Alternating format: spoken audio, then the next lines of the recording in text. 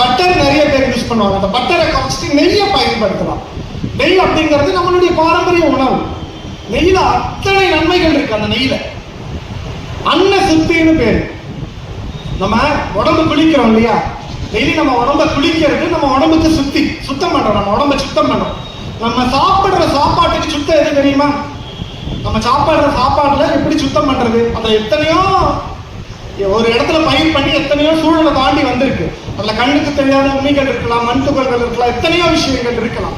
அதெல்லாம் கடந்து நம்ம உடலுக்கு நல்லதை கொடுக்கணும் அப்படின்னா அன்ன சுத்தி பண்ணணும். அன்னத்தை எப்படி சுத்தி பண்றது? நம்ம சித்த மருத்துவத்துல என்ன சொல்றாங்க அப்படின்னா, முதல் பிடி சாதத்துல ஒரு தேக்கரண்டி அளவு நெய்யை போட்டு பிசைஞ்சு அதை சாப்பிடுறது பேரு அன்ன சுத்தி அப்படிங்கிறாங்க. அந்த அன்ன சுத்தியில அந்த நெய் என்ன பண்ணுமானா, அதுல உணவுல இருக்கக்கூடிய எதா இருந்தாலும் நம்ம குடல் பாதிப்பை உண்டாக்காமல் அந்த நெய் போய் முதல்ல ஒரு கோட்டிங்கை கொடுத்துரும். அந்த கோட்டிங் கொடுத்துறதுனால அடுத்து நம்ம உணவுல இருக்கக்கூடிய நம்ம உடலுக்கு கெடுதியை கொடுக்கக்கூடிய பொருட்கள் எதுவாக இருந்தாலும் நம்ம உடலுக்கு சேதத்தை விளைவிக்காமல் அழகா வெளியேறும். இது பேர் அன்ன சுத்தின்னு பேர். எவ்வளவு அழகா நம்ம முன்னோர்கள் நம்ம உடலை அழகா காத்திருக்காங்க. இதையெல்லாம் நாம் மறந்து விட்டு இன்னைக்கு எங்க வந்து நிற்கும்?